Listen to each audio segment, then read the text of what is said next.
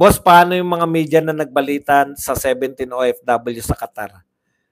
Wala po sa kanila yan eh. Pag ang media po, pag sila po mali ng binalita, wag na nating sabing fake news. Mali na lang. Pag mali po binalita nila, kahit hindi po nila itama, okay. Pero pag mga vlogger po, konti lang po, nagkamali ka lang, talaga, kala mo, laking issue. Tignan nyo po yung kahapon. Anong masasabi kay Senator Amy? Alam nyo, itanong nyo po yung, ano po yung masasabi ko kay Senator Amy tungkol saan? Kasi ang hirap po sagutin, ano masasabi mo kay Senator Amy? Si Senator Amy, kung ang tinatanong nyo po ay iboboto ko ba siya o hindi, hindi ko po siya iboboto. Yun po.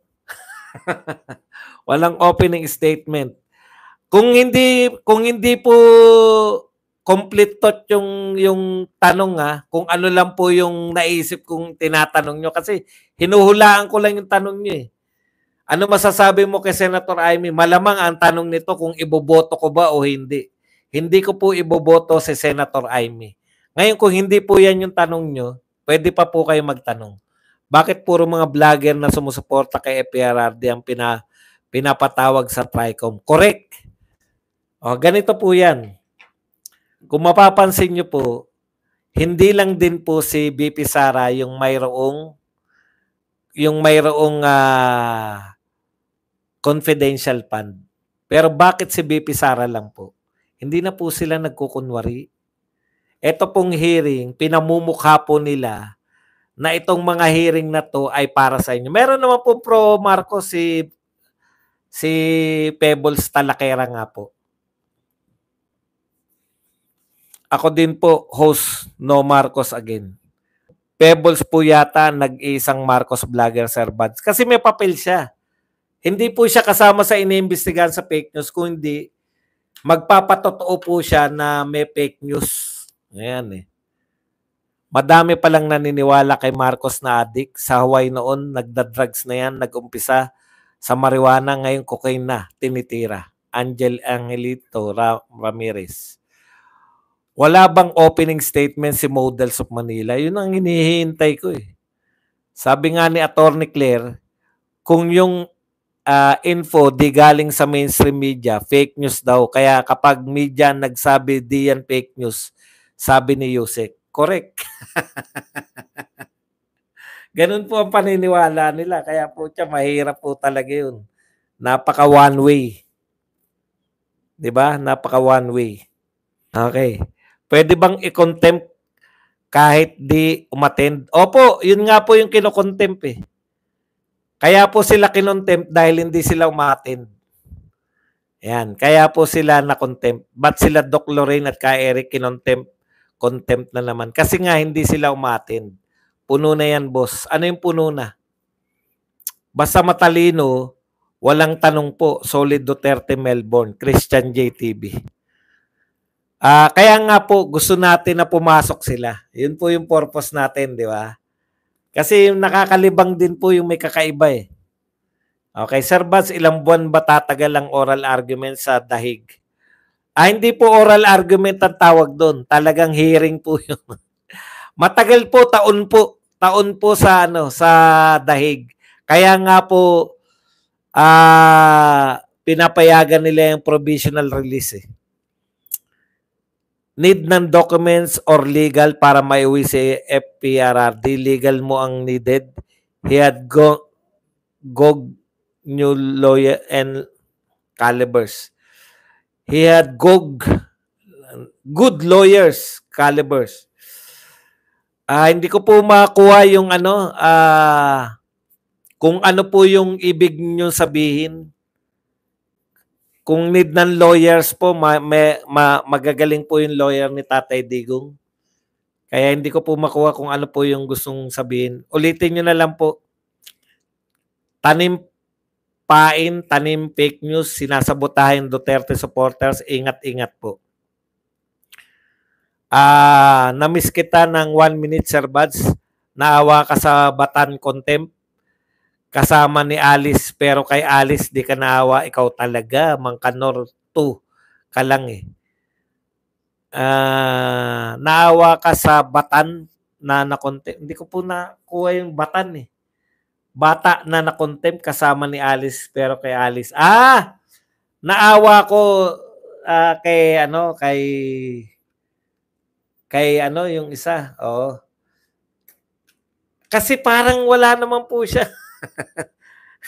At least si Alice Go kasi mayor siya. At least, alam niyo yun, mayroong hearing mga boss. Panimpain. Sir, meron pong tanong, makakaya kayang suhulan ng Marcos admin ng Meta para umayon sa kagustuhan nila? Papayag ba Meta? Hindi po nila kaya yung Meta. Super bilyonaryo po. Meron na pong termino na di ba? Super billionaires. Ilan lang po yan sila. Kaya malamang sa hindi po nila mapapayag. May batas pa bang magagawa ang TRICOM wala nang isang buwan matatapos na 19th Congress? Pwede po yun.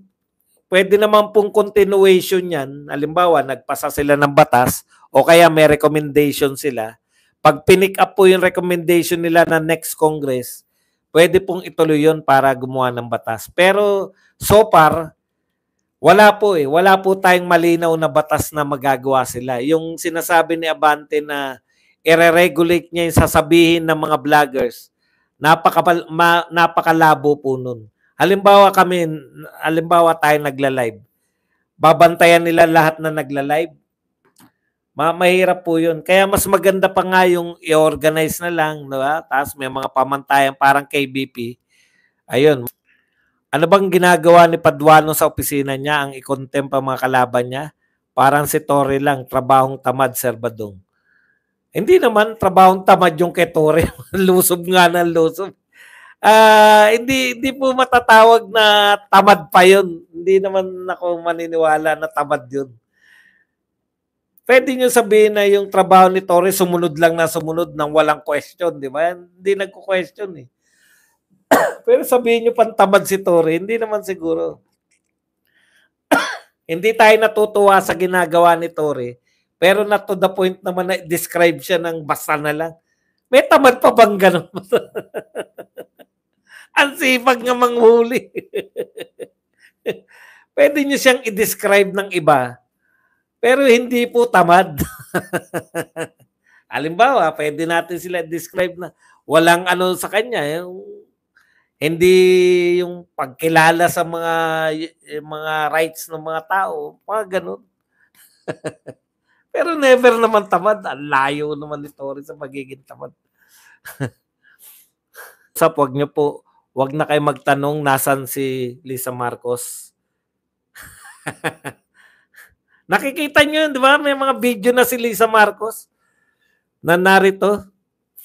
Boss Buds, dati kapag may na-contempt, gulatan lahat. Ngayon kapag wala na-contempt, mas gulat tayo. Correct! Di ba? Nagugulat tayo dahil nakikipagsagutan si Joy, hindi nako-contempt. Sir, kung di kayang suhulan ng Meta, bakit po puro DDS vloggers lang ang na-take down ng page? Kasi po ang mga fact-checker po ay mga anti-Duterte. Hindi po sila nasusuhulan. Ang tanong nyo kasi susuhulan eh. Ang mga fact-checker po nila, anti-Duterte. Di ba? Si Vera Piles, si Rappler. Kilala nyo naman sila. Anti-Duterte sila. Yun po yung paliwanag doon. Hindi po yung dahil nasuhulan. Hindi mo kayang suhulan ang Meta. Yung kanilang mga at napaliwanag na po yan ni Mark Zuckerberg. Kaya siya pumayag na tanggalin na yung mga fact checker sa Amerika dahil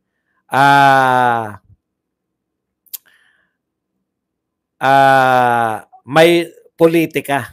Pero dahil tayo rito, hindi tayo nagpaparamdam kay Mark Zuckerberg na gusto natin tanggalin yung mga fact checker. Hindi tayo niintindi. Doon kasi naapektuhan sila sa pagsikat ng X eh. Yung X kasi walang fact checker eh. Siyempre, nagsisip-sip din sila kay Donald Trump. Na-promote si Torre pero walang dignidad. Yan pa pwede, di ba? Yan mga pwedeng sabihin na description. Walang dignidad. Si Pebbles traidor sa kapit sa patalim. Kasi wala akong kabilib-bilib sa mga tao na vlogger ka ba? Sinasabi nila vlogger sila, kumikita sila sa pagbablog na alam mong hindi. Online seller? Talaga? Online seller? Baka ang susunod na ipatawag ni Franz Castro, Serbadong, si Mark Zuckerberg na. Opinion ko lang naman yon kay Torre, Serbadong. No pun intended po. Ayan. Si Torre, sir, sa tingin ko, parehas ni General Fabian Ber. Hindi naman po. Kasi si General Fabian Ber, siya talaga yung chief ng AFP. Si Torre, ano nga lang siya noon, di ba? Regional director lang siya ng Davao eh.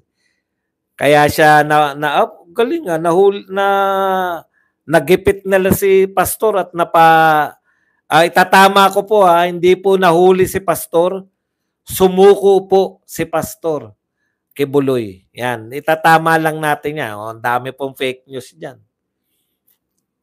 Si Torres, sir, sa tingin ko, alam niyo po, pinaka-the best na i-combat po yung mga fake news.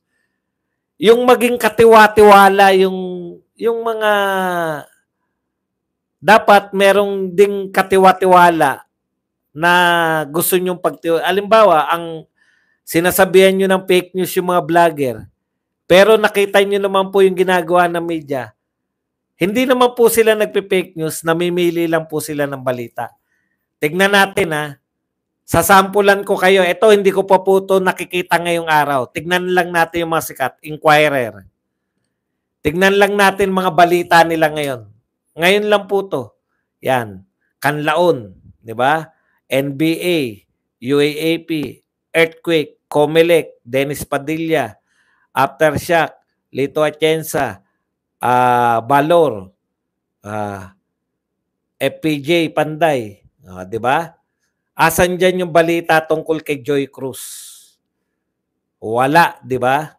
Yung mga ganun, kitang-kita natin. Tapos, yan. Tapos, Benhur Abalos, JB, Karina, 40 Vessels. Yan. Ano po balita nila ron sa mga house? House sites vlogger for contempt. Tignan nyo po.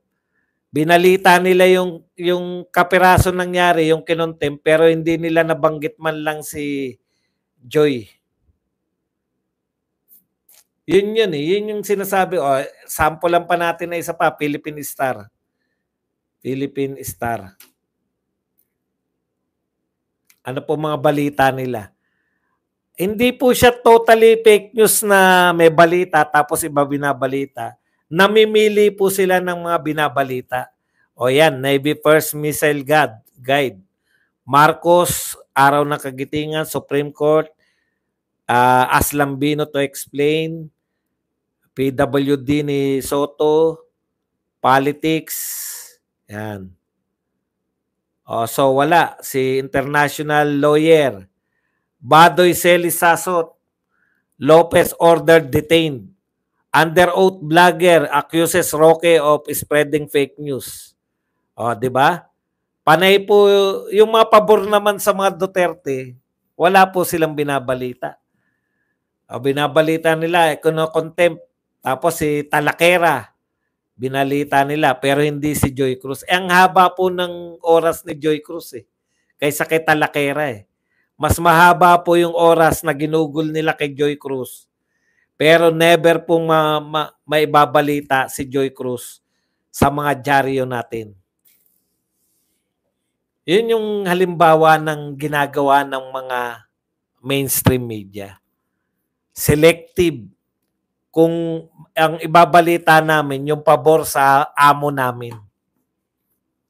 Yung hindi sila totally na fake news. Marami silang fake news, katulad nga nun. Yung sinabi nila na nang latalos ng media, binalita nila yan na fake news yan kasi yan yung sinabi sa kanila ng Malacanang.